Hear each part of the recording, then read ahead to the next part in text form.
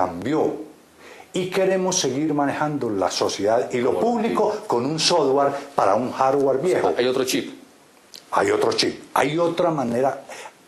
Se están identificando otras maneras de relacionarnos en la sociedad, otras maneras de comunicarnos, otras maneras de resolver los problemas, otras maneras de afrontar todas las cosas. Y los gobernantes y los políticos quieren seguirlo manejando al modo viejo. Te voy a poner un ejemplo, Julio. El mundo siempre fue un mundo mayoritariamente rural y las ciudades eran como islas de gente en un universo.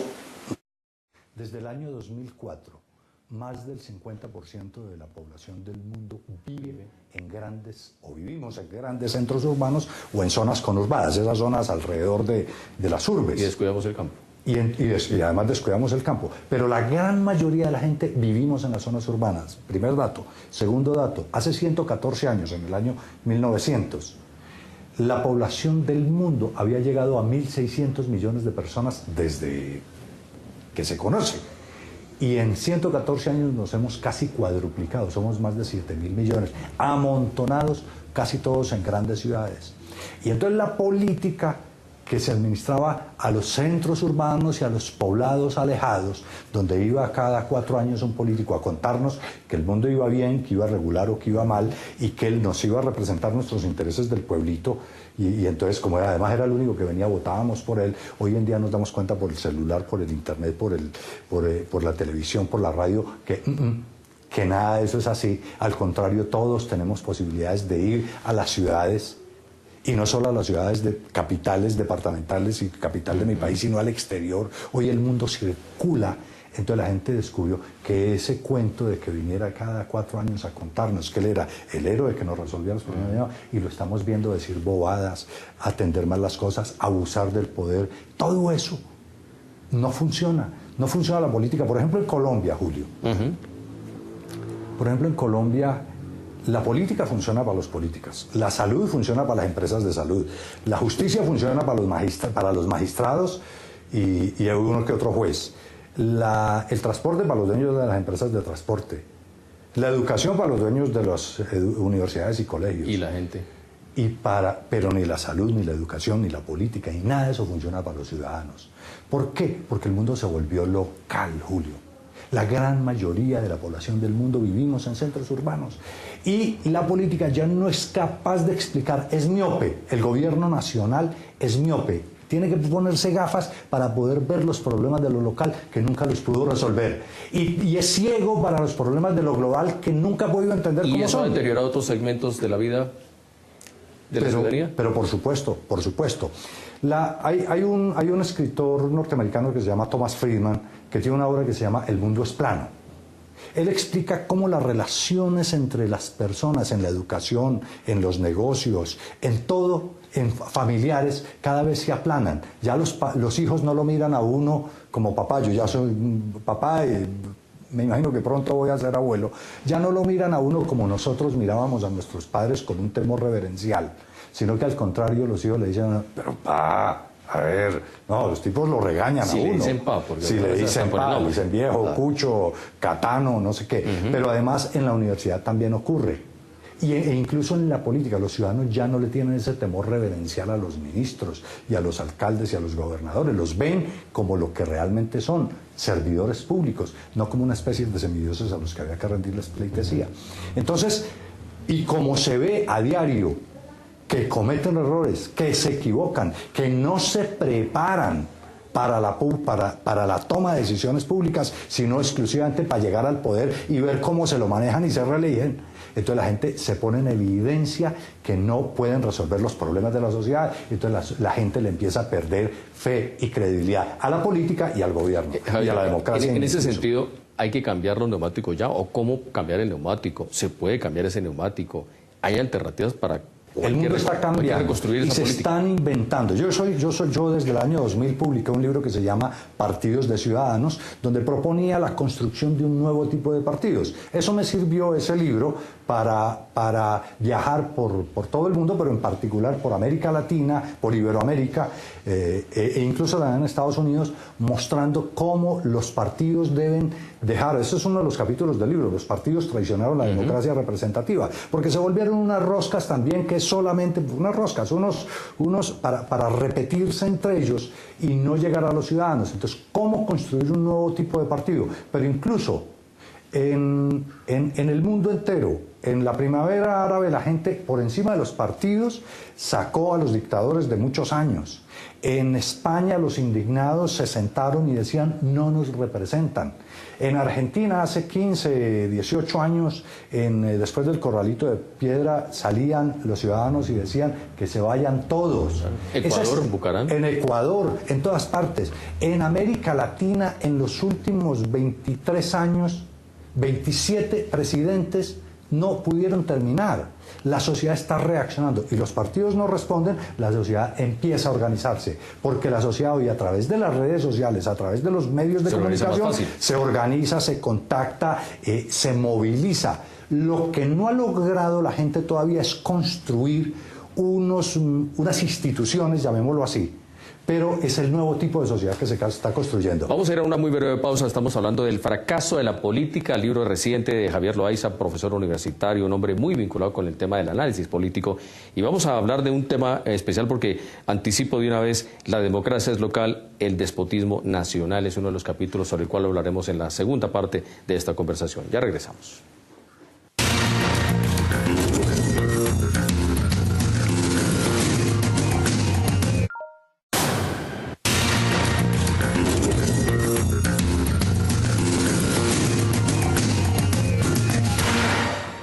Gracias por continuar con nosotros. Estamos hablando con el profesor Javier Loaiza a propósito de su último libro, El fracaso de la política, que esperamos ansiosos y esperemos que ya en marzo, con todas las cosas preparadas, se pueda dar a la luz pública, pero estamos anticipando un poco lo que es el contenido del libro. Quiero hablar un poco, profesor, con el tema del capítulo 8, que habla de la democracia es local, el despotismo nacional.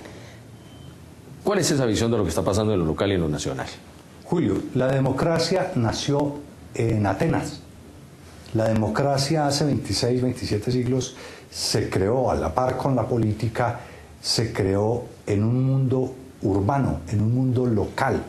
En lo local nosotros nos conocemos, en lo local nosotros conocemos al vecino, en lo local se construye confianza. ¿Y cómo se construye la confianza? Que uno conoce, a ver, Julio de la Rúa, usted es el hijo de don Pedro, ya uno sabe quién es, genera un espacio de confianza. En lo nacional, y claro, en lo local, cuando escogemos el administrador, el gobernante de los problemas locales, que no nos lo resuelve lo nacional, el problema de la movilidad, el problema de la seguridad, el problema de la educación, de la salud, de esas cosas cotidianas que son los problemas de todos los días, es lo local y es el alcalde el que la resuelve. Entre otras cosas, nosotros tenemos en el estudio más de 35 alcaldes y gobernadores departamentales en el mundo se han convertido en los últimos 20 años en importantes presidentes. Sarkozy, Netanyahu en Israel, Sarkozy fue alcalde de París, Netanyahu fue alcalde de Jerusalén, Fox fue gobernador de un estado, aquí en Colombia Andrés Pastrana fue alcalde de una ciudad, Lula da Silva fue alcalde de Sao Paulo. En general hay muchos gobernantes en todas partes del mundo donde construyen un liderazgo de nuevo tipo de contacto con la ciudadanía a partir de lo local o departamental.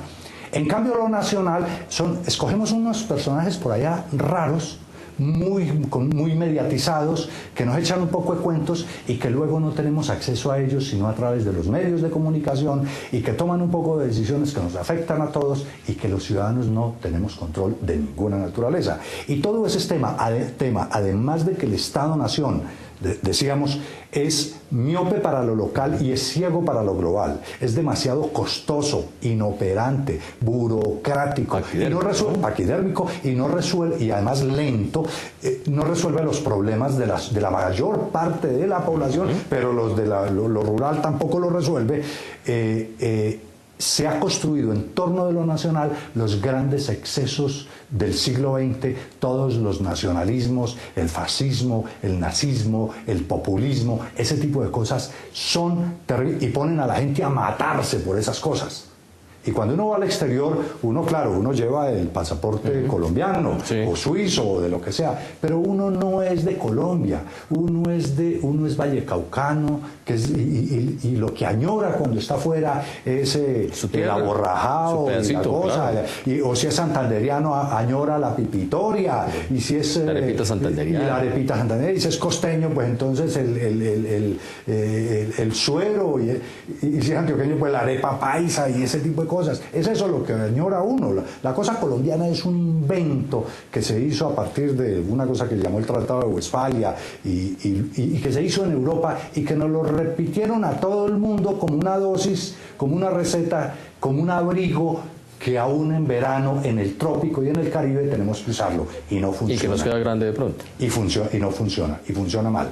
Entonces, lo nacional, el Estado, Julio, el Estado-nación, cada vez es más incompetente, cada vez está siendo rebasado por los procesos de descentralización, por los procesos de integración regional entre países y por los procesos de globalización y universalización. Y resulta que se sientan los presidentes, por ejemplo, el año pasado estaban sentados el G7, el G12, el G20, el G21 más 7, todos presidentes de los países poderosos tratando de resolver la crisis económica que es global y no tienen ni las herramientas, ni los instrumentos, ni la idea de entenderlo. Tengo que preguntarle, porque es coyuntural, el tema de lo que ha pasado con Estados Unidos y Cuba. ¿Cómo enmarcarlo dentro de ese mundo político? Porque a muchos los tomó por sorpresa, que lleva más de un año conversaciones.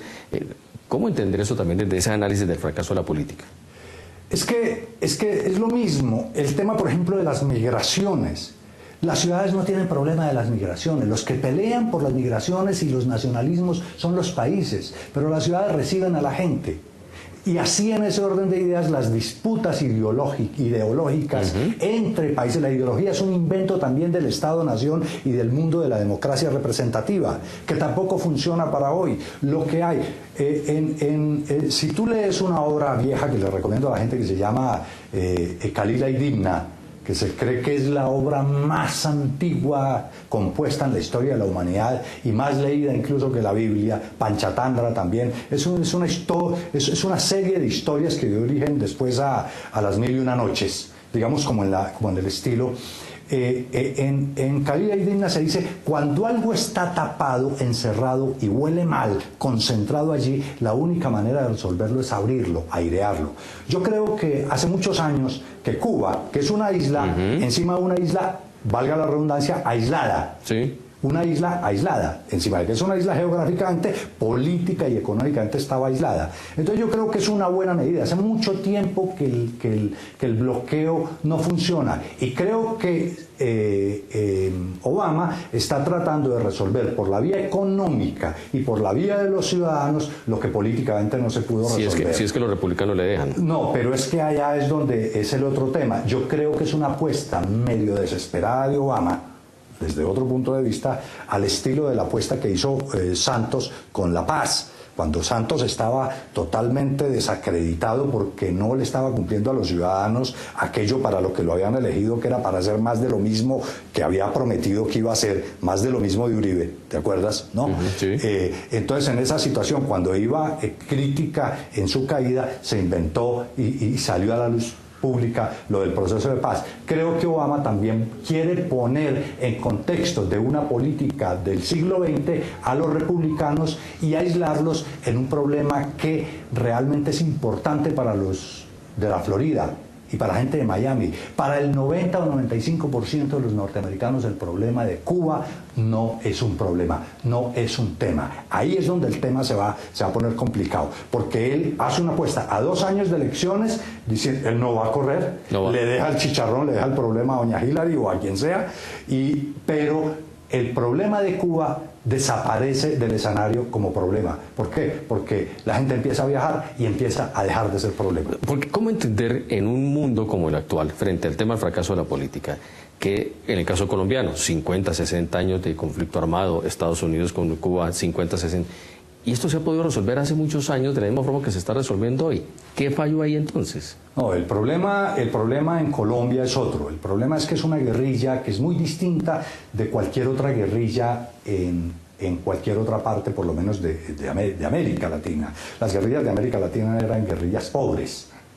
Y entonces terminó siendo rica. Y entonces se contentaban con que les dieran 2, 3 puesticos en el gobierno, 4 curules, y ya, y se entregaban, cuando vieron que no se podían tomar el poder. La guerrilla colombiana es una guerrilla rica, poderosa, inmensamente rica, y ellos no quieren un pedacito del poder, sino el poder total.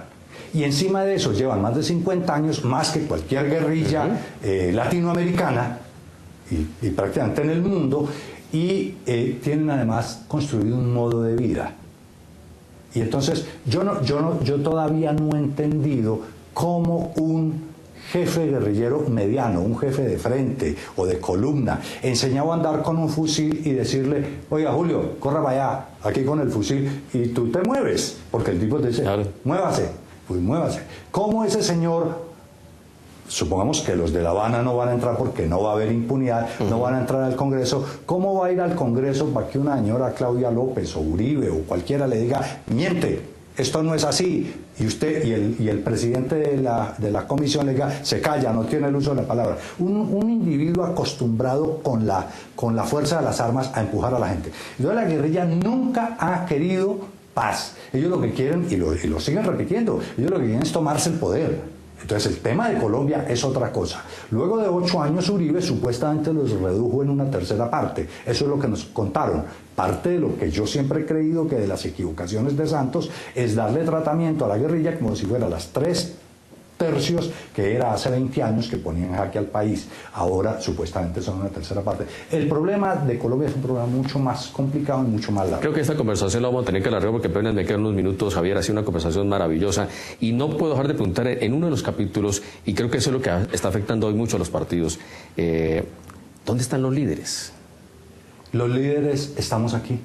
Tú eres un líder, yo soy un líder, el hombre que maneja las cámaras es un líder, el de producción es un líder, la mamá, cabeza de hogar, es una líder. Y seguimos pensando en los viejos liderazgos de unos tipos como unas especies de salvadores que vienen y nos dan las soluciones. Con discursos bonitos. Con unos discursos bonitos.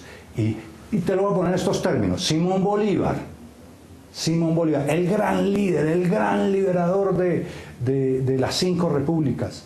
Los grandes liberadores de las 5 repúblicas fueron los soldados neogranadinos, colombianos, para decirlo en lenguaje de hoy, que se fueron a Lima, que se fueron al Perú, que se fueron a Bolivia, que se fueron a Ecuador, que se fueron a Venezuela. Los soldados colombianos, porque ni los ecuatorianos ni los peruanos le pusieron soldados a Bolívar, se los pusieron los colombianos. Esos eran los líderes que iban y peleaban las batallas. Se ha descubierto, que es uno de los capítulos que se llama la inteligencia colectiva. En las investigaciones de la ciencia hoy, Julio, se ha descubierto que la inteligencia, yo puedo ser inteligente, pero si estoy al lado de un completo ignorante, la ignorancia de él y la inteligencia mía se anulan. La media es la que construye la inteligencia y puede llevar los desarrollos a los temas. Y te voy a decir una cosa, y con esto podemos cerrar.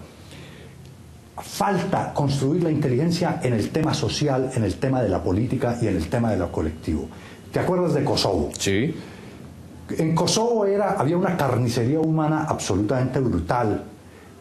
Y cuando se dieron ahí en las narices pues de Europa, cuando se dieron cuenta de esa carnicería que estaban haciendo, dijeron: no, esto hay que resolverlo. Y la única forma de solucionarlo en finales del siglo XX era llevar una fuerza superior que aplastara y desbaratara esa fuerza destructora que había. Y claro, llevaron los bombarderos de la OTAN y bombardearon puentes y ta. Los ingenieros sabían qué había que hacer en esa zona para recuperar los puentes y la infraestructura dañada. Los economistas sabían qué había que hacer para resolver y recuperar la economía. Los médicos sabían qué hacer para evitar las epidemias. Todas las disciplinas sabían qué hacer, pero ni los políticos, ni los gobernantes, ni los filósofos tenían ni idea qué hacer para evitar que los ciudadanos se siguieran matando los unos a los otros por lo que se les ocurría como debería manejarse lo público. Javier, yo lo voy a comprometer para que cuando el libro esté listo, regresemos, porque nos quedaron, son 12 capítulos, nos quedaron muchas cosas sobre la mesa y bien vale la pena porque seguramente de aquí a marzo vamos a tener ya muy adelantado el tema del proceso de paz, vamos a tener de pronto otra situación muy distinta a nivel económico. El mundo de hoy es un mundo de cooperación, porque tenemos que cooperar, porque todos los días entendemos que tenemos que trabajar en equipos. No es el viejo mundo de la competencia donde cada cual se sometía al resto. Y precisamente la política se basa en el precepto del poder, el poder entendido como la capacidad de dominar, someter y aplastar al resto. Y eso es lo que fracasó. Muy bien. Muchas gracias, Javier, por acompañarnos. Ni más faltaba, excelente conversación y vamos a esperar con mucho deseo este libro, El fracaso de la política. A ustedes muchas gracias. Gracias, Javier, desde luego. A ti, y esperamos volvernos a encontrar muy pronto. No se muevan, en segundos hay más noticias para ustedes.